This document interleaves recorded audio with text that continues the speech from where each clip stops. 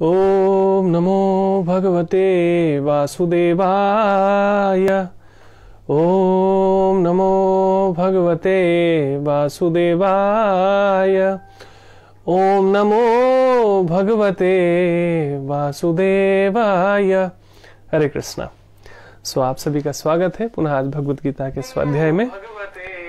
आज हम ले रहे हैं भगवत गीता के तीसरे अध्याय का 25वां श्लोक। सो बहुत प्रसिद्ध श्लोक है ये भी, और वास्तव में ये तीसरा अध्याय जो है कर्मयोग है, यानी कि भगवान की इच्छा से कैसे कर्म करने चाहिए। वास्तव में इसी का संदेश है इस कर्मयोग में। नहीं तो संसार में हर एक प्राणी कुछ न कुछ कर्म करता है और उसे ही कर्मयोग मान लेता है, उसे लगता है यही कर्मयोग है वास्तव में। लेकिन वास्तव में कर्मयोग क्या है, ये भगवान क्या कहते हैं, उन्हीं के शब्द में समझने का प्रयास करते हैं। तो यदि आपके पास भगवत गीता है तो आप रख सकते हैं सामने। आज भगवत गीता के तीसरे अध्याय का 25वां श्लोक 3.25। सक्ता कर्मणि अविद्वांसः यथा कुर्वन्ति भारत कुर्यात् विद्वान् तथा असक्तः चिर्कुसु लोक संग्रहम्। सो चैप्टर 3 वर्स 25। सक्ता कर्मणि अविद्वांसः यथा कुर्वन्ति भारत कुर्यात् विद्वान् तथा असक्तः चिर्किषु लोक संग्रहम्। शब्दार्थ: जिस प्रकार अज्ञानी जन फल की आसक्ति से कार्य करते हैं, उसी तरह विद्वान जनों को चाहिए कि वे लोगों को उचित पथ पर ले जाने के लिए अनासक्त रहकर कार्य करें। सो वास्तव में ऐसी प्रेरणा मिलती है हमें भगवान के संदेशों से कि हमें वास्तव में यदि किसी को सुधारना भी चाहते हैं, किसी का हित भी चाहते हैं, तो वास्तव में हमें किस तरह से प्रयास करना चाहिए। कई बार क्या होता है कि हम रिजल्ट से बहुत अटैच्ड हो जाते हैं, जैसा हम चाहते हैं वैसा वैसा ही नहीं हुआ तो हमें लगता है, या तो हम इरिटेट हो जाते हैं, फ्रस्ट्रेट हो जाते हैं, या हमें लगा ना सारा वेस्ट हो गया हमारा एनर्जी, जो भी हम कुछ करना चाह रहे थे कुछ तो हुआ नहीं वैसा। सो कई बार हम टूट जाते हैं, डिमोटिवेट हो जाते हैं, फ्रस्ट्रेट भी हो जाते हैं। सो वास्तव में भगवान के संदेशों के अनुसार हम यदि कर्म भी करते हैं, चाहे वो नेक कार्य भी क्यों ना हो, कार्य ही क्यों ना हो, तो हम वास्तव में अनासक्त होकर कार्य करते हैं, तो हम टूटते नहीं हैं, मुरझाते नहीं हैं, परेशान नहीं होते हैं, और बिना रुके बिना झुके हम आगे बढ़ते रहते हैं। सो तात्पर्य समझ लेते हैं, और उससे पहले भी भगवान ने कुछ संदेश दिया, उसको हम समझ लेते हैं। हमने मेरे ख्याल से कल लिया था 3.21, जिसमें था यदि यद आचरति श्रेष्ठ तत् तत् एव इतरः जना सयत् प्रमाणम कुरुते लोकः तत् अनुवर्तते। अर्थात श्रेष्ठ जन जैसे जैसे आचरण करते हैं, सामान्य जन उसी का अनुकरण करते हैं। वो अपने अनुकरणीय कर्मों से जैसा उदाहरण प्रस्तुत करते हैं, सामान्य जन उसी को फॉलो करते हैं, उसी को करते हैं। सो आगे फिर बता रहे भगवान 22 में कि हे प्रथा पुत्र, तीनों लोकों में मेरे लिए कोई कर्म नियत नहीं है। मतलब उनके लिए ऐसा कुछ नहीं कि मेरे को करना पड़ेगा। जैसे हमारे लिए नियत कर्म करना ही धर्म है हमारा वास्तव में, लेकिन भगवान के लिए ऐसा कुछ नहीं है। न मुझे किसी वस्तु का अभाव है। अब जाहिर सी बात है, तो एक बच्चे को भी पता होगा, भगवान को कहने की भी आवश्यकता नहीं है कि उनको कोई अभाव नहीं है और ना आवश्यकता ही है, तो भी मैं नियत कर्म करने में तत्पर रहता हूँ। भगवान कह रहे हैं कि मुझे किसी चीज का अभाव नहीं है, नहीं मुझे किसी चीज की आवश्यकता है, लेकिन फिर भी मैं नियत कर्म करने में तत्पर रहता हूँ। सो भगवान भी एक्चुअली बता रहे हैं कि मैं भी कर्म में रहता हूँ अनासक्त होकर, लेकिन और वो कैसे कर्म करने चाहिए जो इस भावना भावित कर्म हो जाए। नमस्ते हनुमान जी और रविकांत प्रभु, आप सभी का स्वागत है। आप सब मुझे दिख रहे हैं, सो आप सभी का हार्दिक स्वागत है वास्तव में। तो भगवान कह रहे हैं, अच्छा अगले श्लोक में भगवान कह रहे हैं तीसरे अध्याय के 23वें श्लोक में आगे, क्योंकि यदि मैं नियत कर्मों को सावधानी पूर्वक न करूं तो हे पार्थ, यह निश्चित है कि सारे मनुष्य मेरे पथ का ही अनुगमन करेंगे। सो भगवान एक लैंडमार्क सेट कर रहे हैं, एक रोल मॉडल बन रहे हैं यहाँ पर आकर, और कह रहे हैं कि यदि मैं ऐसा नहीं करूंगा तो लोग गलत डायरेक्शन में जाएंगे, गलत प्रेरणा ले लेंगे। 24वें श्लोक में अब कह रहे हैं, यदि मैं नियत कर्म ना करूं तो ये सारे लोग नष्ट हो जाएं, तब मैं अवांछित जन समुदाय वर्ण संकर को उत्पन्न करने का कारण हो जाऊंगा। और इस तरह संपूर्ण प्राणियों की शांति का विनाशक बनूंगा। सो भगवान वास्तव में उनके लिए ऐसी कोई नैतिक जिम्मेदारी नहीं है। हरे कृष्णा चंद्रशेखर लाल प्रभु, आपका स्वागत है। आप सभी मुझे दिखते रहते हैं, सो आप सभी का हार्दिक स्वागत है वास्तव में।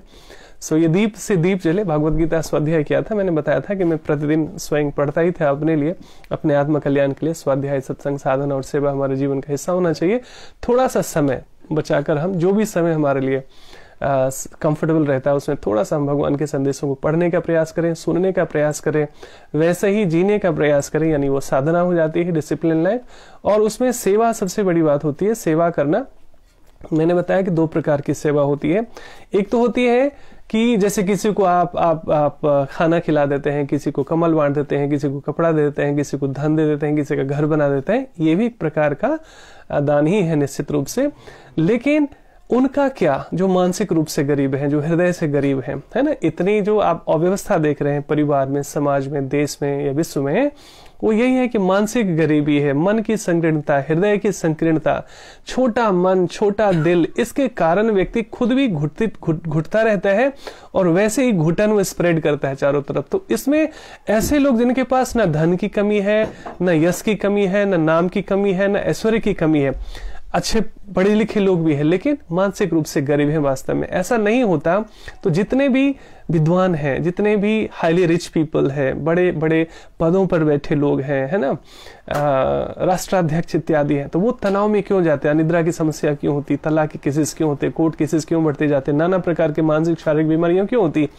मतलब संसारिक रूप से सारे ओपुलेंसेस हैं, वो ओपुलेंट लाइफ जी रहे हैं, सारा ऐश्वर्य, सारा सुख, सब कुछ है उनके पास, लेकिन आध्यात्मिक ज्ञान नहीं है। इसकी वजह से वास्तव में वो मानसिक गरीबी और हृदय की गरीबी के शिकार हैं। और उस गरीबी को दूर करने के लिए एकमात्र उपाय है भगवत गीता जैसे संदेशों को, भगवान के संदेशों पर चलने का प्रयास किया जाए। वो तभी संभव होगा जब हम थोड़ा सा पढ़ेंगे, थोड़ा सा सुनेंगे, और तभी हम प्रेरित होंगे कि हम थोड़ी से उसके अनुसार चलने का प्रयास करें।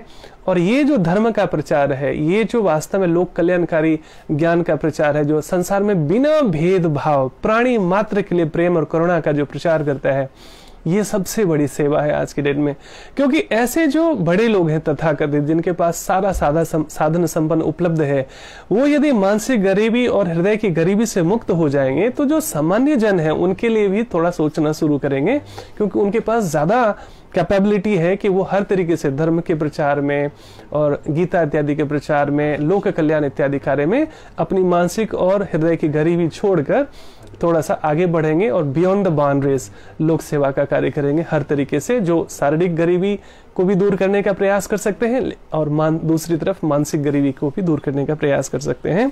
तो भगवत गीता के संदेश वास्तव में सोशल जो लीडर्स होते हैं, जो वास्तव में समाज में जो नेता है, नेता मतलब ये पॉलिटिकल करप्ट नेता की बात नहीं, नेता मतलब ऐसे व्यक्ति जो रोल मॉडल है। वो पिता हो सकते हैं, वो शिक्षक हो सकते हैं, वो गृहिणी हो सकती है, वो हर एक व्यक्ति जो कहीं ना कहीं अपने आने वाली पीढ़ी को, अपने से छोटे को या और व्यक्ति को भी जो उससे कम साधन संपन्न है, या उम्र में या एजुकेशन में या ज्ञान में, उसको वो प्रेरित कर रहा हो अपने व्यवहार से, वो सारे लीडर्स कहे जाते हैं वास्तव में। और कहते हैं leaders is who create more leaders. So वास्तव में नेता वही है जो और भी अपने जैसे लीडर्स बनाता हो, ना कि केवल फॉलोअर्स बनाता हो। सो ये आध्यात्मिक लीडरशिप की बात है, स्पिरिचुअल लीडरशिप की बात है, जिसमें हमेशा यदि आप ज्ञानी हैं तो दूसरे को उठाने का प्रयास करेंगे, यदि आप शक्तिशाली हैं तो दूसरों को सपोर्ट देकर उठाने का प्रयास करेंगे। इसके विपरीत यदि अध्यात्मिक ज्ञान से पूरित ना हो व्यक्ति, तो यदि ज्ञानी होगा तो वो हमेशा चीट करने में अपने ज्ञान का सदुपयोग करेगा कि दूसरे जो बुद्धू हैं, सीधे हैं, उनको हम कैसे चीट कर सकते हैं, कैसे धोखा दे सकते हैं। कोई शक्तिशाली है, दूसरे जो निसहाय हैं, जो परेशान है, जो कमजोर है, उनको ऊपर उठाने, हाथ हैंडल होल्डिंग करने के बजाय, उनको सहयोग करने के बजाय, बल्कि उनको और दबाने का प्रयास करेगा और उससे जो है हरिओम अमोल प्रभु, उसको जो है उसका एक्सप्लॉइट करेगा, है ना। तो ये जो है पापपूर्ण कार्य तभी होता है जब हम अध्यात्म से दूर रहते हैं वास्तव में। तो शक्तिशाली होना, रिच होना, विद्वान होना, सुंदर होना, या जो कुछ भी चीजें मिली है आपको सामान्य व्यक्ति से कई गुना ज्यादा, ये आपके अच्छे कर्मों की वजह से मिले हैं। लेकिन इसमें यदि अध्यात्म ना जुड़े तो इन सारी चीजों का हम दुरुपयोग ही करते हैं, और उसका फल क्या होता है कि हम पुनः एक बैड कर्मा क्रिएट करते हैं अपने लिए, एक बैड कर्मा का अकाउंट क्रिएट करते हैं जो इस जीवन में भी दुख दे सकता है और आगे भविष्य में भी दुख दे सकता है। सो जैसी करनी वैसा फल, आज नहीं तो निश्चय कल, कम या ज्यादा। अब सवाल ये उम्मीद एक देता है अध्यात्म कि ऐसा कोई पापी नहीं, ऐसा कोई साधु नहीं जिसने कभी कोई पाप ना किया हो, और ऐसा कोई पापी नहीं जो साधु ना बन सकता हो। रत्नाकर डाकू का मैंने हमेशा उदाहरण दिया, वो डाकू थे वास्तव में, हर एक सारे उल्टे सीधे कार्य कर रहे थे, लेकिन एक बार सच्चे मन से रियलाइजेशन हो गया कि मैं जो भी कर रहा हूँ गलत कर रहा हूँ, नारद जी के संग में आकर, सत्संग इत्यादि में आकर वो महर्षि वाल्मीकि बन जाते हैं। इतना स्कोप, इतना बड़ा स्कोप है। उंगली माल डाकू, वो कितना बड़ा डाकू होता है जिससे लोग, पूरे इलाके के लोग डरते हैं, लेकिन बुद्ध के संपर्क में आकर और वो बौद्ध भिक्षु बन जाते हैं, साधु बन जाते हैं। तो कई सारे अनबिलीवेबल चीजें होती है, लगता नहीं कि ये संभव भी है, लेकिन ऐसे बहुत सारे हमारे इतिहास इसलिए पढ़ना चाहिए ताकि जो अच्छा और बुरा उदाहरण है उससे हम प्रेरित ले सके। बुरा बनना नहीं है, अच्छे से प्रेरित होकर अच्छा बनने का प्रयास करना, इसलिए इतिहास की आवश्यकता है। सो इसलिए जो हमारा ये भी एक महाभारत इतिहास है, रामायण भी हमारे देश का इतिहास है। जो तथाकथित आधुनिक लोग हैं इसको मैथोलॉजी कह देते हैं ना, उनको लगता है एक जो है पुरानी लोक कथा है, लेकिन हमारे लिए ये वास्तव में इतिहास है। Just moment.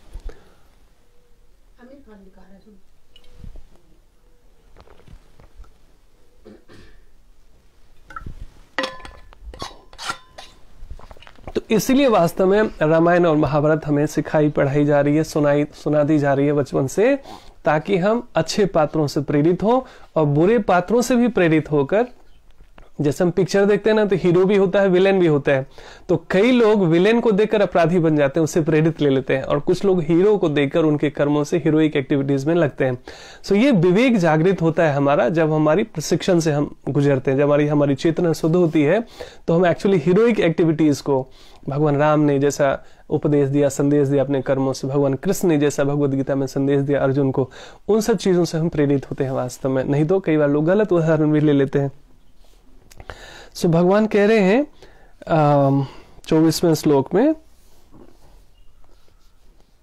यदि मैं नियत कर्म न करूं तो ये सारे लोग नष्ट हो जाएं, तब मैं अवांछित जन समुदाय को उत्पन्न करने का कारण हो जाऊंगा और इस तरह संपूर्ण प्राणियों की शांति का विनाशक बनूंगा। ये भगवान बता रहे हैं कि हमारे लिए कोई जरूरत नहीं है कुछ भी ऐसा करूं वैसा करूं, लेकिन फिर भी मैं एक रोल मॉडल बन के सेट करता हूं एग्जाम्पल, ताकि लोग उसे प्रेरित होकर सद्मार्ग पर चल सके। और एक और मैंने बहुत छोटा सा श्लोक देखा था, इसको समझ लेते हैं एक बार, 3:23 को, क्योंकि यदि मैं नियत कर्मों को सावधानी पूर्वक न करूं तो हे पार्थ, यह निश्चित ही है कि सारे मनुष्य मेरे पथ का ही अनुगमन करेंगे। तात्पर्य श्रील प्रभुपाद और श्रील प्रभुपाद की जय। आध्यात्मिक जीवन की उन्नति के लिए एवं सामाजिक शांति में संतुलन बनाए रखने के लिए कुछ परंपरागत कुलाचार हैं। कुल के अपने आचार होते हैं जो प्रत्येक सभ्य व्यक्ति के लिए होते हैं। जितने भी लाइक जो सिविलाइज्ड पीपल है, सोसाइटी है, उनके लिए कुछ ऐसे डिसिप्लिन लाइफ होती है। ऐसे विधि विधान केवल बुद्धिजीवों के लिए है, बद्ध जीवों के लिए है।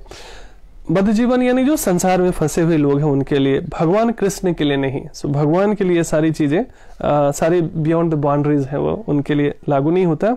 लेकिन क्योंकि वे धर्म की स्थापना के लिए कहते हैं ना, परित्राणाय साधूनाम विनाशाय च दुष्कृताम, यानी साधुओं की रक्षा के लिए और दुष्टों के विनाश के लिए हम आते हैं।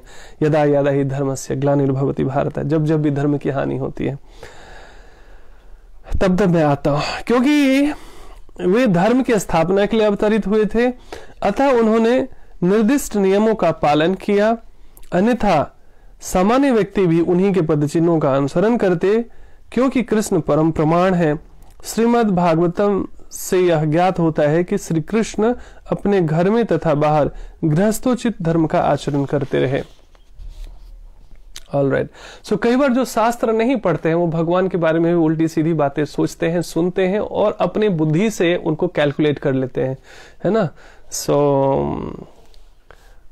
भगवान को समझने के लिए भगवद गीता को पढ़ना पड़ेगा, उसको समझना पड़ेगा। ऐसे लोगों द्वारा, ऐसे साधकों द्वारा जो उसमें खुद भी जीने का प्रयास कर रहे हो, स्वयं भी जीने का प्रयास कर रहे हो। अब हम आते हैं जो आज हमारा आज का श्लोक है।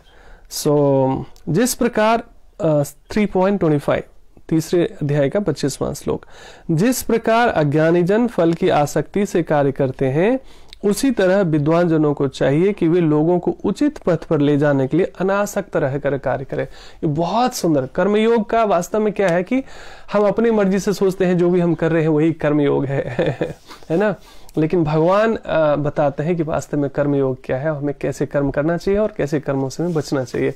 सो आइए श्रील प्रभुपाद बाद में इसका भावार्थ और तात्पर्य बताने का प्रयास कर रहे हैं, तो विनम्रता में उनके चरणों में प्रणाम करते हैं उन सभी साधु गुरुजनों को जिनके वजह से भगवत गीता ज्ञान के प्रति हम लोग प्रेरित हुए, जिन्होंने हमें भगवान से परिचय कराया और उसी मार्ग पर चलने के लिए एक एक संदेश देकर हम पर कृपा की।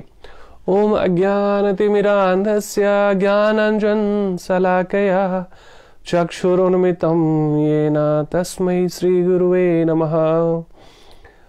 वाञ्छाकल्पतरुभ्यश्च कृपासिन्धुभ्य एव च पतितानां पावनेभ्यो वैष्णवेभ्यो नमो नमः।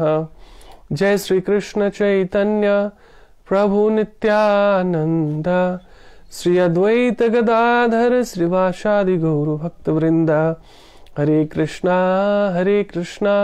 कृष्ण कृष्णा हरे हरे, हरे राम राम राम हरे हरे। नमो विष्णुपदाय कृष्ण पृष्ठाय भूतले श्रीमते भक्ति वेदांत स्वामिनिति नामिने। नमस्ते सरस्वती देवी गौरवाणी प्रचारिणे, निर्विशेष शून्यवादी पाश्चात्य देश तारिणे। हरे कृष्णा। सो वास्तव में आज बहुत शुभ दिन भी है। वैसे तो भगवान का जिस दिन भी हम नाम सुमिरन कर रहे हैं, है ना, सुमिरन और सेवा जिस दिन भी चलता रहे तो वास्तव में वो सब दिन शुभ ही है, लेकिन आज जो है एकादशी का दिन है। सो आज सुबह से लेकर कल सुबह तक हम लोग व्रत रखते हैं। सो व्रत के कई सारे उपाय हैं। आप कई लोगों को पता भी नहीं होगा कि एकादशी का व्रत होता क्या है, और कई लोग हो सकता है कि ऑलरेडी ये व्रत रखते हो। सो व्रत क्या है कि वास्तव में भगवान की प्रसन्नता के लिए हम अपने आप को थोड़ा सा जानबूझकर संयमित करने के लिए, अपने शरीर और मन को संयमित करने के लिए व्रत इत्यादि करते हैं। व्रत का अर्थ होता है संयम, डिसिप्लिन लाइफ। सो 15 दिन में एक दिन यदि हम व्रत करते हैं तो इसका सांसारिक लाभ भी है और आध्यात्मिक लाभ भी है, शारीरिक लाभ भी है और इसका आत्मिक लाभ भी है। सांसारिक लाभ ये है, नेचुरोपैथी और योगा में जो लोग हैं उनको पता होगा, व्रत भी अपने आप एक चिकित्सा पद्धति होती है। सो जिनको पता नहीं है, कई लोग जोक बनाते हैं कि जो विज्ञान के क्या कहते हैं टीचर होकर भी व्रत रखते हैं तो इस देश का क्या हाल होगा, आप जरा कल्पना कर सकते हैं। तो किसी ने बहुत सुंदर जवाब दिया था कि विज्ञान का टीचर होकर भी कोई व्रत रखता है, इसका मतलब उसको एक ऐसे विज्ञान का पता है जो किसी किताब में पढ़ाई नहीं जाती, जो सामान्य व्यक्ति को समझ में नहीं आती है। सो कई बार क्या होता है कि हमारे अपनी सीमित बुद्धि से ही हम संसार को देखने का प्रयास करते हैं। कई बार तो मैं देखता हूं जिस चीज का ज्ञान नहीं होता उस विषय पे भी लोग टिप्पणी करने लगते हैं। बल्कि होना ये चाहिए कि आपको व्रत के बारे में, ध्यान के बारे में, योग के बारे में और आहार संयम के बारे में, जिस चीज के विषय में आपको नहीं पता है तो हमें ह्यूमिलिटी में, विनम्रता में जिज्ञासा करनी चाहिए कि ये व्रत क्यों किया जाता है, ये व्रत से क्या लाभ इत्यादि। लेकिन लोग उटपटांग इधर उधर से अधकचरा नॉलेज लेकर उसी की निंदा शुरू कर देते हैं। तो चूंकि मैं वेलनेस फील्ड में हूं और अध्यात्म में भी भगवान की कृपा से मेरी रुचि रही है, इसी वजह से हमने इसके विज्ञान को तह तक जानने का प्रयास किया कि व्रत सबसे पहले शारीरिक लाभ क्या देता है कि आपका मन शांत करता है, शरीर को डिटॉक्स करता है। जैसे पूरे दिन हम खाते रहते हैं। योग तो कई लोग करते नहीं है, करते भी हैं तो एक टाइम योग करते हैं, लेकिन खाना कितनी बार खाते हैं? 3-4 बार तो आराम से। और कई बार तो पूरे दिन कई लोगों का मुंह चलता रहता है, उसको काउंट भी नहीं करते है ना, कि वो क्या खा रहे हैं क्या नहीं खा रहे हैं इत्यादि करके। तो वो सारा जो चीज हम जमा करते रहते हैं शरीर को एक्चुअली पचाने में। जैसे हम लोग रात में खाना खा के सो जाते हैं, आप तो सो जाते हैं लेकिन आपका डाइजेस्टिव सिस्टम चालू हो जाता है, आपकी फैक्ट्री चालू हो जाती है ना। आपका हार्ट काम कर रहा है 24 घंटे, आपका लंग्स काम कर रहा है 24 घंटे, पूरा सिस्टम आपका 24 घंटे काम करता है, भले आप सो भी रहे हैं तब भी, है ना। तो उस सिस्टम को थोड़ा सा ना ब्रेक मिलता है, थोड़ा सा आराम मिलता है, तो डाइजेस्टिव सिस्टम का जो फंक्शन है वो बेटर होता है।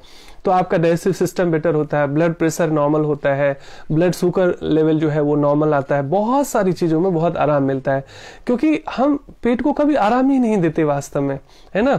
तो व्रत करने से, चाहे कई लोग वीकली करते हैं, करना चाहिए, जैसे हम लोग एकादशी में करते हैं, यानी 15 दिन के बाद, हर एक 15 दिन में 14 दिन 15 दिन के बाद एक एकादशी आती है। तो साल में लगभग कितनी हो गई, 24 एकादशी आ जाती है। सो उसका कैलेंडर होता है, कई सारे ऐप्स है अवेलेबल है, गूगल प्ले पर आप डाउनलोड कर सकते हैं एकादशी रिमाइंडर करके, तो आपके मोबाइल में सारा इन्फॉर्मेशन मिल जाएगा। और चूंकि भक्तों के ग्रुप से यदि आप जुड़े हुए हैं तो आपको ऑलरेडी बहुत सारी इन्फॉर्मेशन मिलती रहती है एक दिन पहले कि कल एकादशी। शुरू में हम लोग भी बहुत भूल जाते थे, तो कई बार भूल चूक हो जाती थी कि जैसे एकदम फटाफट नाश्ता कर लिया, खासकर जब हम एक हॉस्पिटल जाते थे तब, पिछले 4-5 साल से, तो एकदम से योगा क्लासेस कराया, उसके बाद फटाफट गए नाश्ता किया, तो तब याद आया अरे आज तो एकादशी थी, तब क्या हो गया। तो उसका प्रायश्चित करने के लिए क्या करते थे, पूरे दिन जब से याद आ गया तब से फ्रूट्स पे रहते थे, और उस अपने आप को पनिश करने के लिए या एक रिवार्ड करने के लिए कह दीजिए, अगले दिन भी पूरे दिन एकादशी करते थे। तो किसी का भूल चूक हो जाए कि जैसे आज पता ही नहीं चला कि आज एकादशी थी और किसी भी कारण से आपने अन्न ग्रहण कर लिया, तो अन्न एक्चुअली ना, अन्न से आज त्याग होना चाहिए। कई बार लोग कुट्टू का आटा, कुट्टू की पूरी, पकोड़े, आलू के चाट, दिस दैट खा लेते, ये व्रत का मजाक हो जाता है वास्तव में। आध्यात्मिक रूप से भी और जो सांसारिक रूप से भी, यदि आपको सच में व्रत का लाभ करना हो तो सबसे बेस्ट है जलाहार, है ना। पूरे दिन केवल जल का, कोई बीमार हो, किसी की मेडिसिन चल रहा हो, फिर वो अपने डॉक्टर से सलाह लेकर ही ऐसा करें, या कोई नेचुरोपैथ या योगा टीचर हो उनसे सलाह लेकर ही करें। नहीं तो सबसे बेस्ट होता है जलाहार, कि पूरे दिन केवल जल लेंगे। सो पूरे आपके डाइजेस्टिव सिस्टम को बहुत सुकून मिलता है, थोड़ा सा ब्रेक मिलता है, तो आपका हार्ट का फंक्शन, डाइजेस्टिव सिस्टम, पूरी ब्लड प्यूरिफिकेशन हो जाती है। एक दिन में भी डिटॉक्सिफिकेशन प्रॉब्लम हो जाती है, क्योंकि नेचुरोपैथी के हिसाब से शरीर में जितनी भी समस्या है वास्तव में इस कारण से, क्योंकि टॉक्सिक एलिमेंट जमा हो गया है बॉडी में, उसको डिटॉक्सिफाई नहीं किया गया, तो चीजें सप्रेस करते रहते हैं। जितनी भी अंग्रेजी दवाइयां हैं वो आपको डिटॉक्स करने के बजाय चीजों को दबाने के लिए है। तो अभी तो आपने दबा दिया, लेकिन कल न परसों वो आपके भीतर जो जमा कचरा है वो किसी न किसी रूप में प्रतिकार करेगा, विरोध करेगा, और उससे भयानक बीमारियां और उत्पन्न होती है। तो डिटॉक्स करना सबसे बढ़िया है। तो सबसे बढ़िया है जलाहार। जलाहार पे नहीं रह सकते तो रसाहार, पूरे दिन फ्रूट या वेजिटेबल्स या फ्रूट जूस लेते रहे, है ना, रसाहार। तो ये सबसे बढ़िया सेकेंड बेस्ट ऑप्शन। थर्ड है कि चलिए आप रस पे भी नहीं रह सकते, है ना, तो आप फलाहार कर ले। सो फलाहार में क्या होना चाहिए, सीजनल एंड लोकल सलाद्स और फ्रूट्स, फर्स्ट प्रायोरिटी देना चाहिए फ्रूट्स को। लेकिन कई बार जैसे खीरा है, चुकंदर है ना, ये सब चीजों को कई बार सब्जी भी माना जाता है और इसमें भी, लेकिन आप इसको भी व्रत में ले सकते हैं, है ना। सो जितने भी शरीर को ये डिटॉक्स करता है सबसे पहली बात। तो केला है, सीजनल एंड लोकल फ्रूट्स लेने चाहिए जो आसानी से उपलब्ध हो इस समय में। तो फ्रूट्स है, इतना तो हम कर ही सकते हैं। कई लोग जो दूध का प्रोडक्ट भी लेते हैं, मना नहीं किया गया है, दूध और घी का प्रोडक्ट भी आप कुछ भी ऐसा, दही ले सकते हैं या दूध का कुछ ऐसे बना सकते हैं, गर्मी के समय में आप लस्सी वगैरह बना सकते हैं। लेकिन आइडियली ये होना चाहिए कि मिल्क प्रोडक्ट नहीं लेना चाहिए। प्रयास करना चाहिए कि जैसे नेचुरोपैथी में भी हम लोग कहते हैं कि जो डेयरी प्रोडक्ट्स होता है वो अवॉइड करना चाहिए। लेकिन आपको लगे कि और कोई साधन उपलब्ध नहीं है, कुछ और नहीं कर सकते, तो आप सेकेंड ऑप्शन है फ्रूट्स के बाद आप मिल्क प्रोडक्ट्स भी ले सकते हैं, पनीर इत्यादि ले सकते हैं, दही ले सकते हैं, जो भी आपको सूट करता हो। और बाकी जो उस दिन कोशिश करना चाहिए एकादशी दिन में कि घर में गैस जले ही नहीं। इसका मतलब है कई लोग जो है ना व्रत भी करते हैं और चाय पीते रहते पूरे दिन, ये बहुत पित्त को कुपित करता है। इसकी वजह से कई लोगों को हेडेक हो जाता है, पेट में दर्द होने लगता है, नींद में समस्या होती है। सो क्या होता है, एक तो आप व्रत करते हैं, ऊपर से आप गैस चाय पीते रहते हैं, तो वो गैस और एसिडिटी को प्रोवोक करता है वो। सो बिल्कुल सही नहीं है, इसलिए उचित मार्गदर्शन में व्रत करना चाहिए। क्योंकि हम लोग वेलनेस फील्ड में है, इसलिए मैं आपको डिटेल्स में बता रहा हूँ। हालांकि कथा हम कर रहे हैं भगवद गीता की, लेकिन भगवद गीता में भगवान खाने पीने के संयम के बारे में बता रहे हैं। और चूंकि आज एकादशी का दिन है, इसलिए इसका साइंटिफिक लॉजिक पता होना बहुत जरूरी है कि क्यों व्रत करना चाहिए, क्या इसके लाभ होते हैं। तो एक तो मैंने आपको व्रत करने का तरीका बताया, और ये लगभग 24 घंटे का व्रत होता है। यानी वैसे तो कई लोग जो है रात के जो 12 बजे है ना, उसके बाद अगला दिन समझने लगते हैं, तो उसको तभी से एक्चुअली कुछ खाते पीते नहीं है, मतलब अन्न नहीं लेते हैं वास्तव में, है ना। एकादशी का वैसे तो कहा गया कि एक दिन पहले भी अन्न नहीं लेना चाहिए, एक दिन बाद भी अन्न नहीं लेना चाहिए, है ना। और जिस दिन व्रत है उस दिन तो अन्न नहीं लेना चाहिए। तो जितना हो सके फलाहार और रसाहार इत्यादि पे रहने का प्रयास करना चाहिए। अच्छा, कई लोग उल्टा क्या करते हैं, अरे व्रत है व्रत है व्रत है, तो एक दिन खूब खा लेते हैं, अरे कल व्रत है ना, आज दबा के खा लो, कल व्रत है। कई लोग कहते हैं, अरे बल्कि घर के लोग भी बड़े कई बार डरा देते, देखो कल व्रत है, ठीक से खा लो, तो एक्स्ट्रा खा लिया। जिस दिन व्रत है उस दिन भी ठूस ठूस के खाते हैं, चाहे दूसरी चीजें भी खाते हो।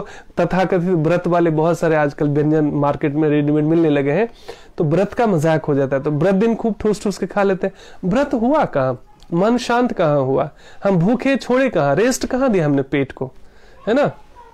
और उसके बाद अगले दिन ज्यादा खाते हैं, अरे कल व्रत था ना, कल व्रत था ना। ये सब यहाँ पर है वास्तव में। चूंकि मैं भी इसका शिकार हो चुका हूँ, तो मैं जानता हूँ। शुरू में जब मैं कन्विंस नहीं था व्रत को लेकर, तो मेरे वाइफ ने मुझे इंस्पायर किया था मंगल दिन के व्रत करने के लिए, बिफोर ज्वाइनिंग भक्ति योगा। सो वीक में एक दिन करते थे, तो उस दिन मुझे याद है लौकी का खीर बन रहा है, फ्रूट्स बन रहे हैं, दूध पी रहे हैं, लस्सी पी रहे हैं, मतलब पूरे दिन लगता था अन्य दिनों से ज्यादा खा पी रहे हैं।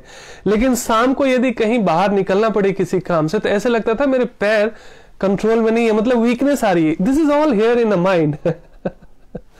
जब आप खुद कन्विंस नहीं होते और कोई दूसरा आपको प्रेरित करता है, और एक इंडिया में भी माइंडसेट है कि लगता है ना कि ये ना केवल महिलाओं के लिए। व्रत और साधना, संयम, योग, ध्यान इत्यादि हर एक व्यक्ति के लिए है। लेकिन हमारे यहाँ शुरू से ही एक बहुत अच्छी परंपरा रही है कि जो हमारी लड़कियां होती है घर में, जो स्त्री धन होती हैं, उनको शुरू से ही व्रत इत्यादि के लिए प्रेरित किया जाता है। लेकिन ये व्रत पुरुषों के लिए ही, बॉयज के लिए भी उतना ही कल्याणकारी है। शरीर शुद्धिकरण किसको नहीं चाहिए। तो यदि आप इसका विज्ञान जानेंगे तो आप फैन हो जाएंगे व्रत के। और व्रत का नहीं पता होता तो लोग इसको अंधविश्वास से जोड़ देते हैं कि लोग अंधविश्वासी हैं तो भगवान के लिए व्रत करते हैं एंड ऑल दैट। सो एक तो ये भी है, साधु कई बार कहते हैं कि देखिए जैसे आपके बच्चे हैं, करेक्ट प्रियंका जी, प्रज्ञा कह रही है, व्रत का मतलब ही इंद्रिय संयम। निश्चित रूप से ये विज्ञान नहीं पता होता लोगों को, तो लोग उल्टी सीधी बातें करते रहते हैं। सो कई साधु जो लोग नहीं रख पाते उनके लिए भी कहते हैं कि देखो फीलिंग मैटर्स करता है ना, केवल व्रत करना किस मतलब इंटेंशन क्या है आपका व्रत का, ये बहुत जरूरी है। सो कई बार क्या कहते हैं लोग कि भाई भगवान क्यों खुश होंगे, कोई माता पिता चाहेगा कि मेरे बच्चे पूरे दिन भूखे रहें। तो वास्तव में भगवान भी नहीं चाहते कि हम भूखे रहें, भगवान हमें दुखी या कष्ट में देखना पसंद नहीं करते। लेकिन ये वास्तव में आउट ऑफ लव है, ये प्रेम के कारण व्रत रखते हैं भक्त और साधक। कारण क्या है, जिसको भी आप प्रेम करते हैं ना, उसकी खुशी के लिए आप कोई भी कष्ट उठा सकते हैं, है ना। बहुत मुश्किल से मुश्किल चीजें भी करके हम जिससे भी प्रेम करते हैं ना, उसको इंप्रेस करने का प्रयास करते हैं। जो संसारिक जो भी प्रेम होता है आकर्षण के लिए, वो तो प्रेम होता ही नहीं है वास्तव में, वो आकर्षण है, वो समझिए। और गिव एंड टेक है, मतलब you scratch my back, I scratch your back. लेकिन मैंने ये भी देखा प्रैक्टिकली व्यवहारिक जीवन में, ये है कि अगर थोड़ा सा एक दूसरे के प्रति संसार में स्वार्थ भी ना बचे तो संबंध भी बिखर जाएंगे, संबंध भी नहीं रहेंगे। इसलिए भगवान की ऐसी माया है, कितना भी वैराग्य की, कितना भी सत्संग, कितना भी कोई योग ध्यान कर ले, आसक्ति तो रहती ही रहती है संसार से। तो थोड़ी सी रंच मात्र भी, जैसे सब्जी में नमक डालते हैं, उतनी आसक्ति और उतना स्वार्थ अगर नहीं रहेगा तो सारे रिश्ते बिखर जाएंगे वास्तव में। कुछ भी ताना माना जो है हमारा, सो स्वार्थ पे ही कहते हैं ना, स्वार्थ लाग करे सब प्रीति, सुर नर मुनि सब की हरिति। तुलसीदास जी कहते हैं, बहुत साइंटिफिक है वास्तव में। लेकिन इस सच्चाई को जानते हुए भी कि स्वार्थ के ऊपर ही सारा प्रेम निर्भर है संसार का, तो भी हम देखते हैं क्या करते हैं, कोई व्यक्ति एक दूसरे से प्रेम करता है तो उसको इंप्रेस करने के लिए वो कुछ भी कष्ट उठाने के लिए तैयार होता है। वैसे ही सच में जब हमें भगवान से प्रेम हो जाता है, और प्रेम कई बार नहीं भी हो जाते, कई बार ऐसे सुनने को आता है सोशल मीडिया से ही कि जैसे कोई एक दूसरे को प्रेम कर रहे हैं, उनकी शादी नहीं हुई है, अभी दोनों लाइक अनमैरिड हैं, लेकिन लड़की उनके लिए करवा चौथ का व्रत रखने लगती है, या उनके नाम पे कुछ व्रत रखने लगती है, जस्ट टू इम्प्रेस और just to prove herself that I really love him so much. और बॉयज भी ऐसा कुछ करता है, कई दो बॉयज भी करवा चौथ का व्रत रखने लगते हैं। कहने का मतलब क्या है, साधु संसारिक उदाहरणों से उसे बताने का प्रयास करते हैं कि संसार में जैसे हम किसी से प्रेम करते हैं तो उसकी खुशी के लिए कुछ भी कष्ट उठाने को तैयार हो जाते हैं, just to impress. The lover, वैसे ही अभी यहाँ लवर कौन है? भगवान है। तो उनको इंप्रेस करने के लिए, उनकी प्रसन्नता के लिए हम व्रत संयम करने का प्रयास करते हैं कि प्रभु मैं आपके लिए एक दिन का व्रत कर सकती हूँ, कर सकता हूँ। भगवान ऐसा नहीं चाहते कि मेरा बच्चा कष्ट काटे या व्रत करे इत्यादि, उनको जरूरत नहीं है। उनको तो ये भी जरूरत नहीं है कि आप नाम लेते हैं या ध्यान करते नहीं करते। ये हमारा स्वार्थ होता है वास्तव में, ये हमारी जरूरतें हैं वास्तव में। ये गीता का प्रचार, ये सत्संग, ये व्रत, ये सारी चीजें बद्ध जीवों के उद्धार करने के लिए है, जो हम दुख में कष्ट में झेल रहे हैं संसार में, शारीरिक मानसिक ताप इत्यादि झेल रहे हैं, उससे कैसे निकले, इसलिए नाम सुमिरन की आवश्यकता है। नाम भगवान बहरे नहीं, उनको बार बार राम कहेंगे तब सुनाई देगा, है ना। हमें जरूरत है, हमें प्यूरिफिकेशन चाहिए। तो ये हमारा स्वार्थ होता है वास्तव में, और ये इतना स्वार्थ हम सब में होना चाहिए कि भगवान के प्रेम में हम सुमिरन कर सके, सत्संग कर सके, सेवा कर सके, साधना कर सके, व्रत इत्यादि का संयम कर सके। सो व्रत दिन लेकिन करना क्या चाहिए? अब कई बार अन्न से तो व्रत कर लिया, अन्न नहीं किया, कई लोगों को पता चल गया भाई बॉडी भी डिटॉक्स होता है और भगवान बड़े प्रसन्न होते हैं, लेकिन उस दिन करना क्या चाहिए? सो तभी मैंने कहा कि आज बहुत शुभ दिन है। व्रत इत्यादि का अर्थ होता है एक दिन कम से कम, क्योंकि पूरे दिन हम अपने संसारिक झंझावत में फंसे रहते हैं, है ना। गृहस्थ जीवन में ये करना है, वो करना है, ये करना है, पूरे जीवन भर ऐसे हम फंसे रहते हैं, फिर भी कोई इंप्रेस तो होता नहीं, फिर भी कोई खुश तो होता नहीं है। लोग शिकायत ही करते रहते हैं, है ना, हमारी कमियां निकालते रहते हैं। इससे उसका बुरा नहीं मानना चाहिए क्योंकि ये संसार का स्वभाव है। लेकिन क्या हुआ, उस दिन क्या करना है? व्रत के दिन हमें अधिक से अधिक ध्यान करना चाहिए। ध्यान अर्थात भगवान को स्मरण करना, जप इत्यादि अधिक से अधिक, भगवान का सुमरन अधिक से अधिक करना चाहिए।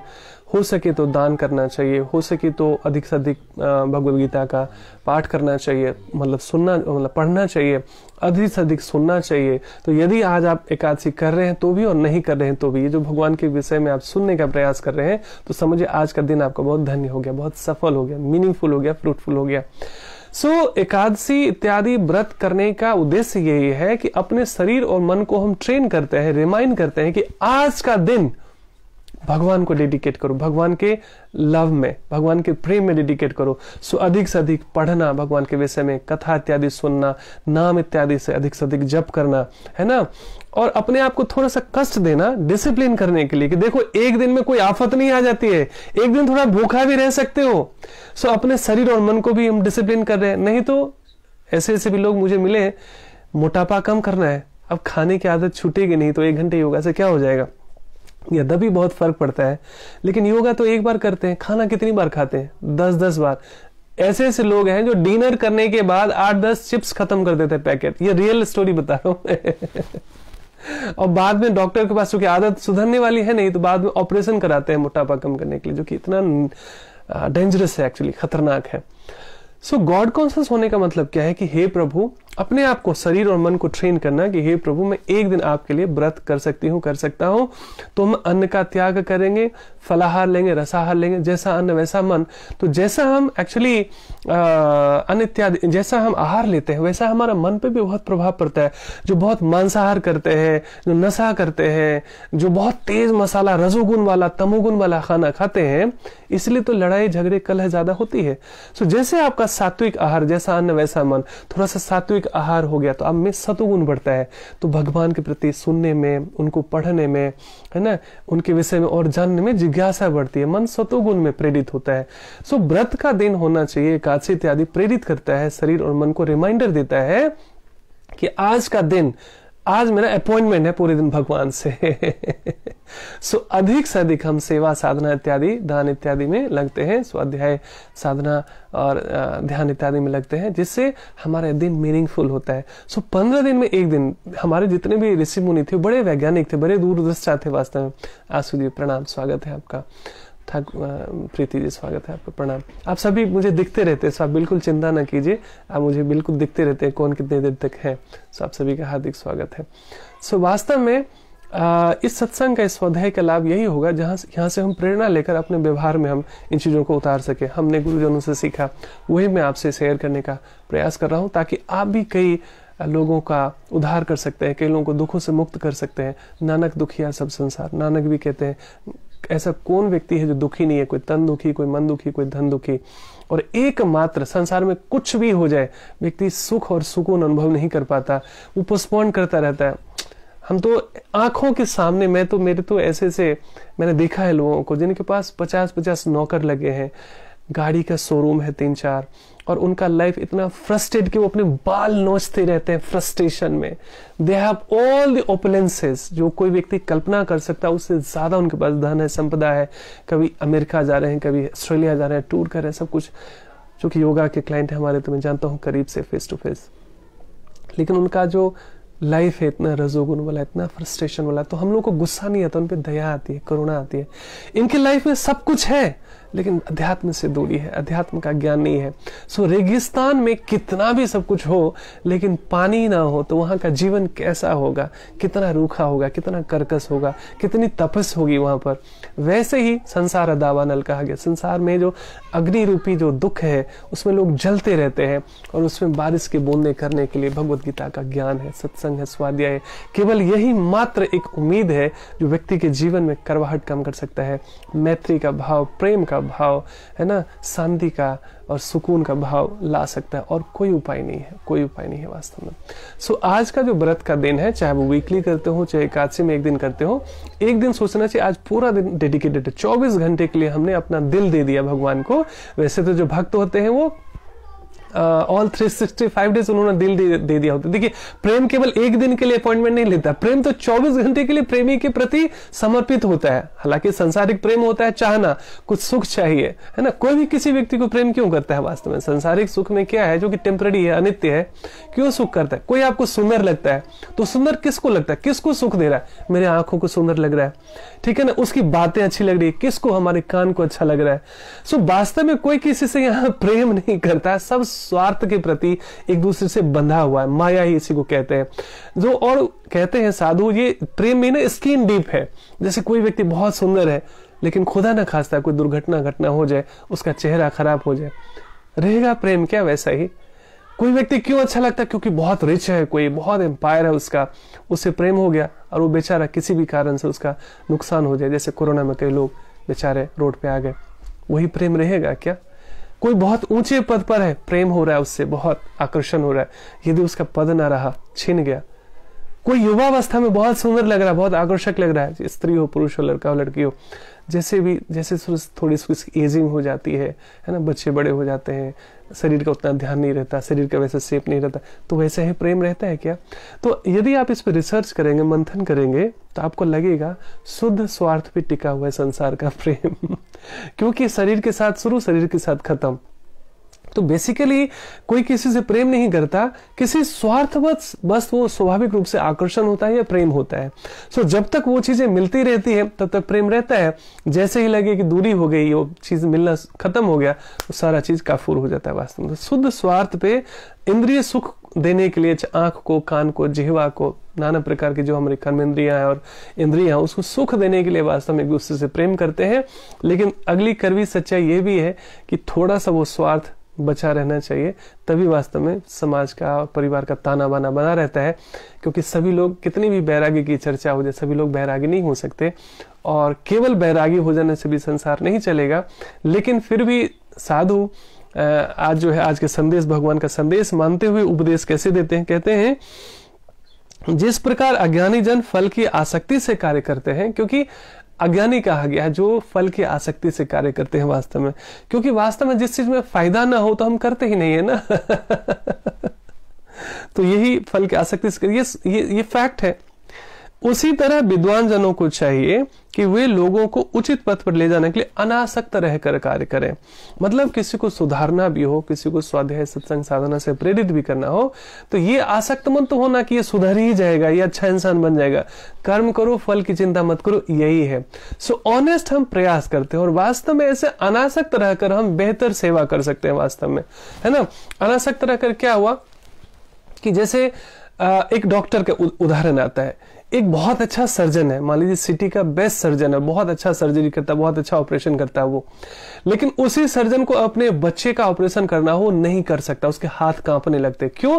अटैचमेंट है ना, अनासक्त नहीं है ना, उसको डर है। पेशेंट के रूप में उसको कोई ज्यादा लेबिलिटीज नहीं है, अपने हिसाब से वो बेस्ट करने का प्रयास करता है, लेकिन फिर भी कई बार होता है कि केस खराब हो जाता है, ऑपरेशन खराब हो गया।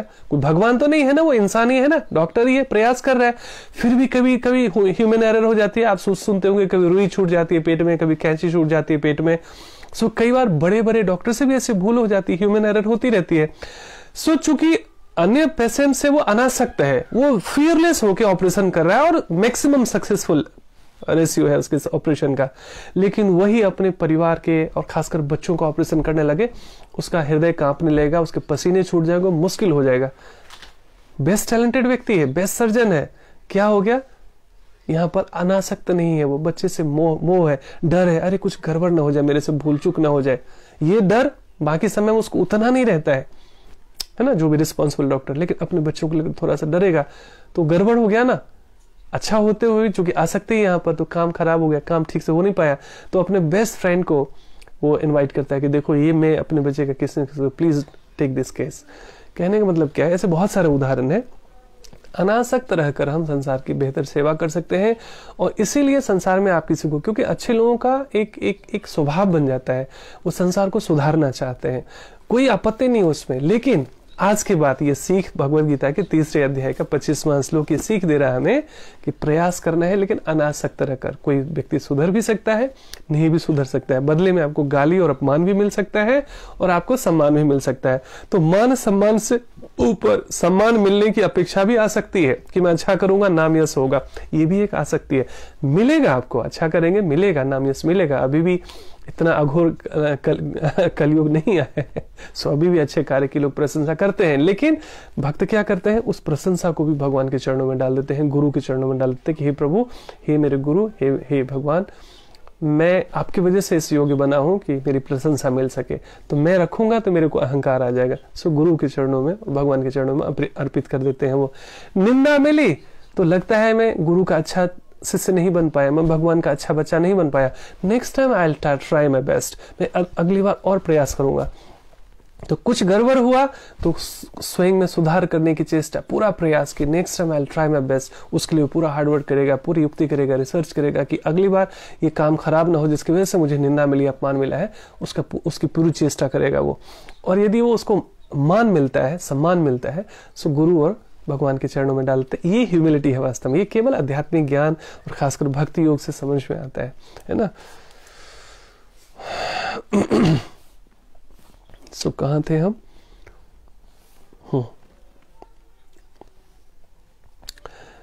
सो श्रील प्रभुपाद का हम लोग कर चुके हैं प्रणाम। एक कृष्ण भावना भावित मनुष्य तथा एक कृष्ण भावनाहीन व्यक्ति में केवल इच्छाओं का भेद है। अच्छा, पहला हम ले चुके हैं क्या संदेश? हाँ ठीक है, ओके। एक कृष्ण भावना भावित मनुष्य तथा एक कृष्ण भावनाहीन व्यक्ति में केवल इच्छाओं का भेद है ना। एक संसार को भोगना चाहता है, उसकी इच्छा संसार को भोगने की है, और एक भगवान को तुष्ट करने की है। यही एक्चुअली एक ना आज बहुत सुंदर हमारी एक योगा स्टूडेंट है, senior teacher in some higher secondary school, और बड़े भले लोग हैं। तो उन्होंने मुझे आज एक मैसेज भेजा था कि कर्मयोग और भक्ति योग में एक बहुत सिंपल लेमन एग्जांपल से एक मैसेज आया था, होगा तो मैं फेसबुक पे भी डालूंगा। एक छोटे छोटे उदाहरण से ना हमें समझ में आता है, बहुत गूढ़ से गूढ़ चीजें बहुत सहजता से समझ में आ जाती है। कि एक आलू आपके घर में है, आप उसको छीलते हैं, बनाते हैं, सब्जी बनाते हैं, खाते हैं, कर्म है ना भाई। हर एक लोग ये कर्म करते हैं। आज भगवान कहते हैं कर्म के बिना तो शरीर निर्वाह भी संभव नहीं है, हम लोग पहले कवर कर चुके हैं इस श्लोक को। अब एक आलू की सब्जी बनाएगी, खाएगा, ये कर्म है, करना ही पड़ता है। कर्मयोग कैसे बन जाएगा? खाना बनाया, बहुत साफ सफाई का ध्यान रखा, उस सब्जी को भगवान का भोग भी लगा दिया, ठीक है। अब हम खाना खा रहे थे डेली अपनी इंद्रिय तृप्ति के लिए। भगवान, हमें ये भी पता है कि भगवान भावग्राही जनार्दन है, वो भगवान भाव के भूखे हैं, वो इसमें से हमारा कोई आलू और चपाती खाने वाले नहीं है। प्रज्ञा कह रही है मैं अभी आलू ही बना रही हूं। सो आलू के उदाहरण से एक महाराज बहुत सुंदर उदाहरण दे रहे हैं। हरे कृष्ण आस्था। सो आलू हमने सब्जी बनाई, खाना खाया, खाते ही डेली खाते थे। ये कर्म है, करना ही पड़ता है। ये कर्मयोग कैसे हो गया? हमने सब्जी अच्छे से बनाई, भगवान को भी थोड़ा सा ऑफर किया। भगवान को जैसे ही वो जिस भगवान को ऑफर करते हैं उसको भोग कहते हैं, और थोड़ी देर बाद भगवान से कि हे प्रभु, जो भी रूखा सूखा है हमने प्रेम से आपके लिए बनाने का प्रयास किया है, इसे कृपया ग्रहण कीजिए, तभी मैं उसके बाद ही ग्रहण करूंगा। तो जैसे आपने उसी के आलू की सब्जी को जो पहले भी खा रहे थे, सालों से खाते आ रहे थे, अब हमने भोग लगाना शुरू किया भगवान को, तो हम नहीं लगाते तो लगाना चाहिए। ह्यूमिलिटी होती है, प्रेम होता है वास्तव में। भगवान थोड़ी खाते हैं, हमको पता ही है, लेकिन भगवान भावग्राही है। भगवान इतने में संतुष्ट हो जाते हैं कि देखो मेरे बच्चे ने मुझको भी याद रखा। सो भगवान को आपने ऑफर किया तो, और उसके बाद आए और फिर आपने प्रसाद के रूप में उसको ग्रहण किया, तो ये कर्म योग है। कर्म और कर्मयोग में फर्क ये है, जहां भगवान से जुड़ी हुई चीजें हो जाती है, जो भी कर्म, वो कर्म योग बन जाता है। अपने इंद्रिय तृप्ति के लिए, अपने सुख भोग ऐश्वर्य के लिए जो हम कर्म करते हैं, वो कर्मयोग नहीं होता, वो कर्म होता है, जिसके फल भी मिलते हैं, सुख और दुख भी मिलता है, पाप और पुण्य भी मिलता है। लेकिन जैसे उस कर्म को हमने भगवान को ऑफर कर दिया, तो भगवान की चेतना हो गई ना, उसमें कॉन्सियसनेस आ गई, चेतना भगवान की, तो वो हो गया कर्मयोग। अब तीसरा है भक्ति योग। क्या है भक्ति योग? सबसे ऊंचा क्यों है कर्म और कर्मयोग से भी? क्यों भक्ति योग ऊंचा है? अभी हम अपने लिए खाना बना रहे थे, हमने भगवान को भोग लगाना भी शुरू किया। अब भक्ति योग कैसे बनेगा? अब नेक्स्ट टाइम जब आपके घर में आलू आएगी, यदि आप खरीदने जाते हैं या आप किसी को बोलते हैं लाने के लिए, या आप जब भी पिक करते हैं, चाहे आपके पास घर पे पास आता हो, कोई दे जाता हो, या मार्केट से लाते हैं, उस खरीदने समय से ही गॉड कॉन्शियसनेस शुरू हो जाती है। अभी तो चिंकी मिंकी पिंकी क्या खाएगा, हस्बैंड क्या खाएंगे, वाइफ क्या खाएंगे और किसको क्या अच्छा लगता है, दिमाग में वो घूमता रहता है, उसी हिसाब से हम चीजें खरीदते हैं। अब जब आप परचेज करेंगे, वहीं से आपकी चेतना हो गई, मैं भगवान को क्या अच्छा लगेगा, भगवान को भोग लगाएंगे। सो बेस्ट से बेस्ट सब्जी लेंगे आप, बेस्ट से बेस्ट फ्रूट लेंगे आप, पूरी साफ सफाई और हाइजीन का ध्यान रखेंगे आप, स्नान करके बनाने का प्रयास करेंगे आप, है ना। और किसी भी कारण से ठंड हुई हो या कुछ तबीयत खराब हो तो गंगा जल से रख लेना चाहिए, भगवान से प्रार्थना करना चाहिए, मंत्र स्नान भी कर सकते हैं। तो साफ सफाई का, हाइजीन का प्रयास करेंगे आप। तो खरीदने समय से ही, है ना। और वो पैसा भी जो आपका लगता है, देखिए हम लोग पूरे 100% सत्यवादी हरिश्चंद्र तो होते नहीं है, कुछ ना कुछ झूठ फूस मिलावट हो जाती है, जो कि नहीं होना चाहिए। जैसे जैसे लेकिन आप भगवान के भोग ऑफर करने के बाद जब प्रसाद जैसे जैसे ग्रहण करना शुरू करते हैं, जैसे जैसे आप स्वाध्याय सत्संग साधना में जुड़ते हैं, तो आप में बेकार गलत प्रवृत्ति, अनैतिक कर्म, छोटा हो बड़ा हो, उससे दूर रहने की प्रवृत्ति धीरे धीरे उसमें प्रेरित होंगे आप। तो आप देखेंगे वो पैसा, जैसे मेरी वाइफ है, वो 10% अपने पूरे टोटल अर्निंग का 10% रखती है भगवान के लिए। उसी से चाहे भगवान का कपड़ा खरीदना हो, कहीं तीर्थ स्थान जाना हो, कुछ दान करना हो, कोई भंडारे करना हो, या कुछ ऐसे धार्मिक गतिविधि में कहीं भी पैसे की जरूरत पड़ती है, उसके लिए वो रखती है, वो, है ना। सो अपने हिसाब से आप, पुराने समय में ऐसा ही था, टोटल अर्निंग का 10% लोग धर्मार्थ कार्यों के लिए अलग से रखते थे, चाहे दान करना हो, चाहे मंदिर में देना हो, चाहे गरीबों को खिलाना हो, भंडारे करना हो, या धर्म के प्रचार करना हो, या गीता बांटना हो, नाना प्रकार के कार्य हो सकते धर्म क्षेत्र के लिए। सो अपनी सुविधा से आप कुछ ऐसा भाग जो है अपने टोटल अर्निंग का, टोटल अर्निंग का क्या, मान लीजिए हाउस वाइफ, उनकी टोटल अर्निंग क्या होगी कि भाई उनके हाथ में जो पैसा आता है ना, घर खर्च चलाने के लिए या पॉकेट मनी के लिए या कुछ भी शॉपिंग के लिए, उसमें से भी कुछ पैसा वो अलग से रखना शुरू करें, जो केवल धर्म के कार्य में, दान में, या धर्म के प्रचार में, या धर्मार्थ कार्यों में वो लगा सकें। तो फिर क्या हुआ, कहाँ था मैं, हाँ, आलू का उदाहरण था। तो आलू अब क्या हो गया, खुद के लिए बनाया कर्म, भगवान को ऑफर किया कर्मयोग, और भक्ति योग क्या हो गया, किस पैसे से हमें भगवान का सामान खरीदना है भगवान के लिए, और किस चेतना में खरीदना है, अच्छे से अच्छे। तो वहीं से लेकर, खरीदने से लेकर काटने, पकाने, कुकिंग करने तक, भोग लगने तक आपकी चेतना क्या हो गई, भगवान के लिए। अभी तो घर के सदस्यों के टेस्ट के हिसाब से मनाते थे, अब भगवान के लिए। और विश्वास कीजिए, भगवान ऐसे रेसिप्रोकेट करते हैं, आदान प्रदान करते हैं। मानो तो देव नहीं तो पत्थर। जो ऐसे मुझे कई लोग मिले हैं, कहते हैं कि सुबह सुबह मुझे चेतना आती है, इससे इंट्यूशन आता है कि भगवान को आज पूरी खाना है या खीर खाना है। है ना। तो ये कई बार मुश्किल है इसको समझना कि भगवान ऐसा आज के डेट में भी ऐसा करते हैं कि ऐसा आदान प्रदान करते हैं। आज भी भगवान की नित्य लीलाएं हो सकती है।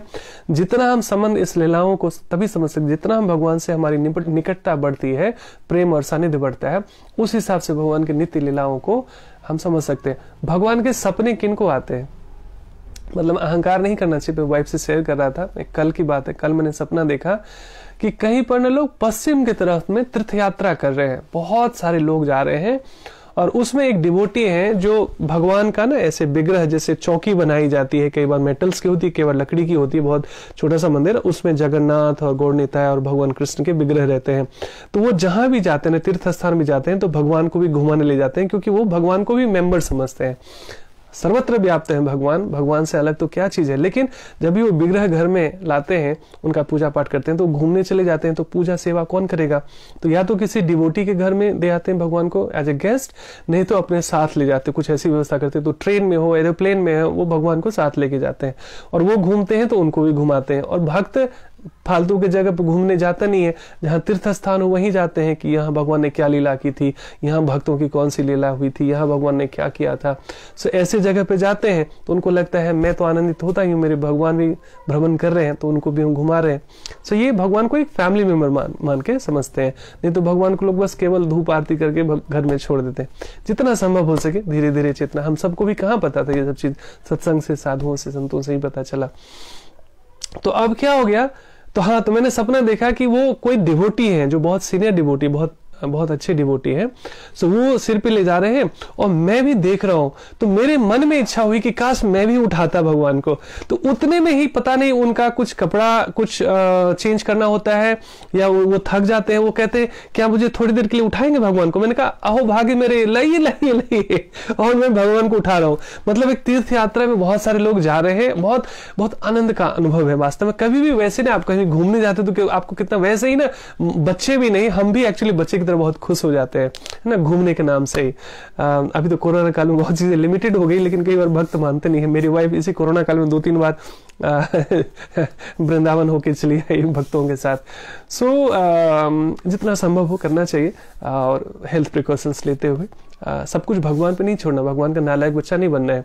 सो हमें हेल्थ प्रिकॉशंस लेते हुए, डिस्टेंस मेंटेन करते हुए, जितना भी हेल्थ मेजर है वो सब रखते हुए, अगर मौका मिले तो क्यों नहीं।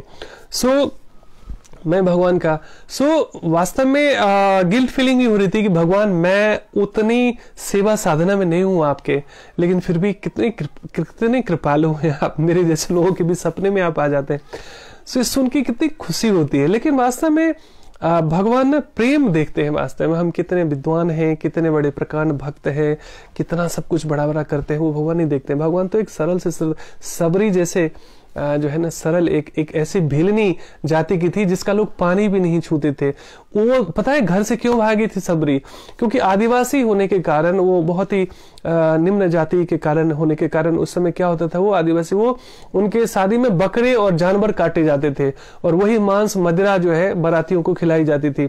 पता नहीं पूर्व जन्म का कुछ ऐसा संस्कार होता है, ऐसे कर्मा होते हैं, तो ऐसे जगह पर जन्म मिल जाता है। लेकिन कुछ ऐसी दिव्यता होती है तो भगवान उद्धार करने के लिए मार्ग भी खोल देते हैं। तो वो घर से भाग जाती है कि मैं रहूंगी नहीं तो इतनी बलि पशु बलि दी नहीं जाएगी, और इतनी हत्याएं रुक जाएगी, लोग पाप से बच जाएंगे। इसलिए वो भागती भागती भागती कहाँ जाएगी? तो वो साधु के शरण लेते कि महाराज ऐसा ऐसा है, मैं बहुत निम्न जाति की हूँ, मुझे तो कोई अन्न भी नहीं मेरा मतलब क्या कहते हैं, अन्न जल भी मेरा छूता नहीं है, लेकिन मैं बड़ी आशा से आया हूँ कि आप मुझे कोई मार्ग बताइए। सो साधु जानते हैं, कहते हैं ना, जाति न पूछो साधु की, पूछ लीजिए ज्ञान। जो बहुत लिबरेटेड साधु होते हैं ना, वो वास्तव में देह भाव से ऊपर होते हैं। तो किस जाति का है, किस धर्म का है, कोई भेद ही नहीं रहता। सब हम, ये तो कवरिंग है ना, कपड़े से पहचान कर रहे हैं हम इस जाति का, इस धर्म का। वास्तव में तो हम सच्चिदानंद आत्मा है, भगवान का ही अंश है। वो कौन सी जाति, कौन सा धर्म? ये तो सारे धर्म, जाति, प्रांत इत्यादि ये तो लोक व्यवहार में बनाया गया है अपने अपने मन गठन हिसाब से। भगवान जो शास्त्रों के हिसाब से अलग ही बात है, नहीं तो लोग अपने हिसाब से छुआछूत और ये सब चीजें बना लेते हैं। सो गंदगी से दूरी होनी चाहिए, हाइजीन का ध्यान रखना चाहिए, है ना। जो साफ सफाई नहीं रहते हैं उनसे हमें दूर रहने का और उनको दूर रखने का प्रयास करना चाहिए। लेकिन कोई व्यक्ति बहुत भगवान का भक्त भी है, और चाहे किसी भी जाति धर्म का हो, और वो साफ सफाई का ध्यान रखता है, तो उससे छुआछूत कैसा? ये सब अज्ञानता से दूर साधु ऐसे उदाहरण देते हैं। तो उनको एक कुटिया साधु दूर में कहते हैं तुम रहो, तुम भगवान का नाम लो और तुम चिंता मत करो, जंगल में इतना यहाँ फल फूल इत्यादि है, उससे तुम्हारी क्षुधा पूर्ति होती रहेगी, तुम्हारा भूख कभी कोई तुम्हें त्रुटि नहीं होगी, उसमें अपना तुम्हारा जीवन चलता रहेगा। और केवल एकांत रहना, केवल घर से दूर रहना और केवल इतना ही काफी नहीं है मानसिक शांति के लिए। भगवान मिले उसकी प्रार्थना करो, यत्न करो। तो गुरुदेव ने कहा कि तुम भगवान का नाम लो, एक दिन भगवान आएंगे। वो युवावस्था में थी, समझिए जब उसकी शादी होने वाली थी तब भाग के गई, और वृद्धावस्था में जब मरणासन हो गई, 17-80 साल की शायद हो गई, तब भगवान आए। लेकिन उसने भगवान गुरु का आदेश मानकर कभी भी गिव अप नहीं किया। डेली वो फूल तोड़ती थी, भगवान के लिए राह में बिछाती थी कि आज मेरे भगवान आएंगे। डेली इतनी भावविह्वल थी, सोचे ना, एक तो वो भीलनी जाति की, छोटी जाति की, और उसमें भी वो देर चक के भगवान के लिए रखती थी, डेली रखती थी। वो एक दिन की बात नहीं है, डेली जो भी जिस सीजन में जो भी फल होता था उसको चक के रखती थी। उस समय जब भगवान आए तो बेर का सीजन था, है ना, तो वो चक के रखती है। भगवान ने वो जूठे बेर भी खाए। सोचिए, साक्षात भगवान, ब्रह्मांड नायक भगवान, है ना, साक्षात जो ब्रह्मांड के राजा है, वो भगवान एक भीलने के जूठे बेर भी खाते। ये उदाहरण है, एक्सट्रीम उदाहरण है वास्तव में। भावग्राही जनार्दना। सो भगवान 56 भोग भी ठुकरा देते हैं दुर्योधन के घर में, और उनके विदुर जी के घर में जाते हैं तो सूखे साग रोटी भी खाने को तैयार हो जाते हैं भगवान, केले का छिलका भी खाने को तैयार हो जाते हैं भगवान। सो वास्तव में भावग्राही जनार्दना। सो भगवान देखते हैं हमारे भीतर प्रेम कितना है वास्तव में, उनके प्रति हमारी आस्था कितनी है, कितना आकर्षण हो गया। नकलीपन चलता नहीं, नकली सिक्का वहां चलता नहीं है। संसार को इम्प्रेस कर सकते हैं क्योंकि हम सब प्रेजेंटेबल होते हैं। संसार को इम्प्रेस करने के लिए हम नाना प्रकार के अपने फेसेस बना लेते हैं, जहां भी जिससे डील करना हो वैसे हमारे नए नए फेस, चेहरे बन जाते हैं। लेकिन भगवान के सामने वो तो चेहरे के भीतर का चेहरा भी झांक लेते हैं भगवान। तो संसारिक जो प्रेम है वो स्किन डीप होता है वास्तव में, है ना, अपनी स्वार्थ के लिए, अपनी खुशी के लिए होता है ना। इस सच्चाई को जानते हुए जैसा चल रहा है चलने दीजिए, लेकिन अपना दिल वास्तव में वहां दीजिए जहां फुटबॉल ना बनता हो। संसार में जहां दिल देने का मतलब है फुटबॉल बनते हैं व्यक्ति, कभी वहां से धोखा मिला, कभी वहां से अपमान मिला, कभी ये मिला, कभी वो मिला। भगवान के पास ऐसा कुछ ना धोखा मिलता है ना ठोकर मिलता है। और वही सच्चा प्रेम इसलिए है क्योंकि वो जन्मों जन्मों का प्रेम ही है हमारा, जन्मों जन्मी के हमारे संगी है, हमारे अपने हैं। पहले भी, शरीर से पहले भी थे, इस शरीर में भी हैं और शरीर के बाद भी रहने वाले हैं।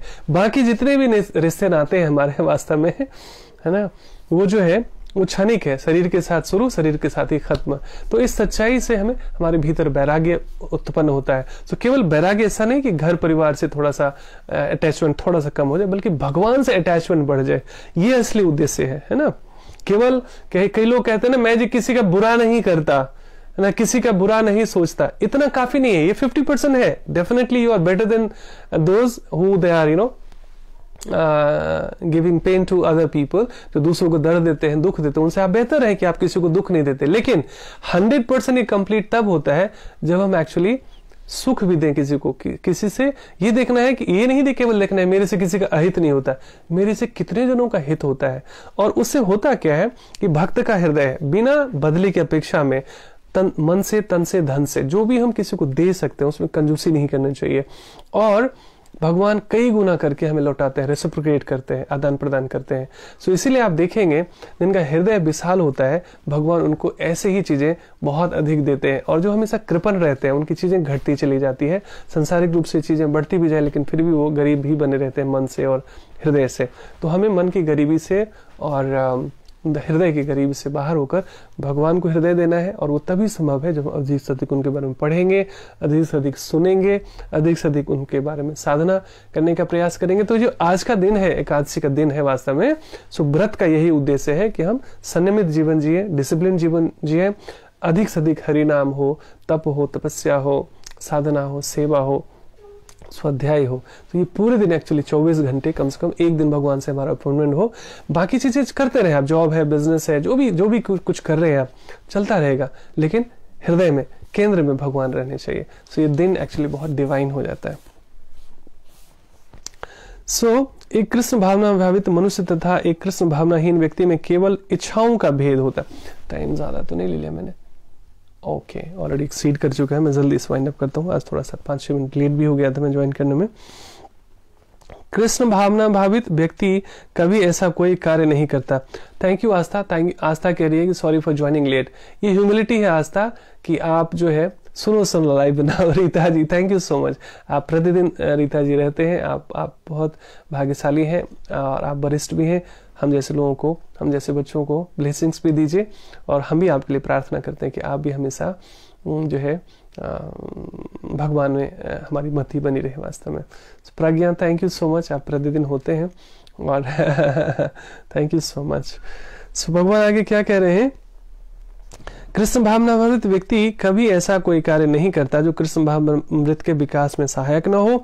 यहाँ तक कि वह उस अज्ञानी पुरुष की तरह कर्म कर सकता है जो भौतिक कार्यों में अत्यधिक आसक्त रहता है, किंतु इनमें से ऐसे कार्य अपनी इंद्रिय तृप्ति के लिए करता है जबकि दूसरा कृष्ण की तुष्टि के लिए। सो वही आलू के उदाहरण से समझ गए हम कि भगवान की तुष्टि के लिए हम क्या कर सकते हैं। अतः कृष्ण भावनामृत व्यक्ति को चाहिए कि वह लोगों को यह प्रदर्शित करे कि किस तरह कार्य किया जाता है और किस तरह कर्म फलों को कृष्ण भावनामृत कार्य में नियोजित किया जाता है, यानी इन्वेस्टमेंट किया जाता है। नियोजित जो है संस्कृत शब्द है, एडवांस हिंदी शब्द है। सो पूरा जो इन्वेस्टर है हमारा कर्म के फलों को भी हम एक्चुअली ना भगवान के चरणों में अर्पित कर देते हैं कि हे प्रभु तेरा तुझको अर्पण क्या लागे मेरा। सो इसी भाव से वास्तव में हमें जीना चाहिए और तभी हम व्रत का जो है इसका विज्ञान समझ पाते हैं।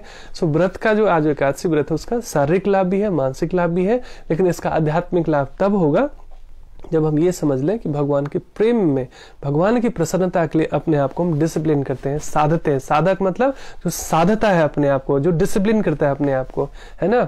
सो जैसे प्रेमी प्रेमिका एक दूसरे को इम्प्रेस करने के लिए कोई भी कष्ट, कुछ भी रिस्क लेने के लिए तैयार हो जाते हैं, वैसे भक्त होते हैं भगवान को चूंकि अपना हृदय दे चुके होते हैं, भगवान से सच्चा प्रेम कर रहे होते हैं, इसलिए उनको इम्प्रेस करने के लिए कुछ भी करने को तैयार रहते हैं वास्तव में। सो इसी हिसाब से आज का हमारा भगवद गीता के तीसरे अध्याय का 25वां श्लोक था। सो क्या करना चाहिए, क्या नहीं करना चाहिए, dos and don'ts discipline life में, क्या सही है क्या गलत है, ये हमें भगवद गीता से रेफरेंस लेना चाहिए। अपनी मनमानी से हम अच्छा बन के भी बुरा बन सकते हैं, डिविएट हो सकते हैं, पथ भ्रमित हो सकते हैं, लेकिन भगवद गीता का ज्ञान हमें एक्चुअली ट्रैक पे रखता है। Thank you so much. हरे कृष्णा। सबका दिन मंगल हो, शुभ हो, भगवान में सबकी मति हो और आप हमारे लिए भी प्रार्थना कीजिए कि हमारी भगवान में मति बनी रहे। हम सबको एक दूसरे के लिए प्रार्थना करनी चाहिए। हम तो आपके लिए प्रतिदिन प्रार्थना करते ही करते हैं और आप सब लोग यहाँ पर लाइव आते हैं, बाद में भी कई लोग सुनते हैं। आप सभी का बहुत बहुत धन्यवाद वास्तव में। बहुत सुंदर।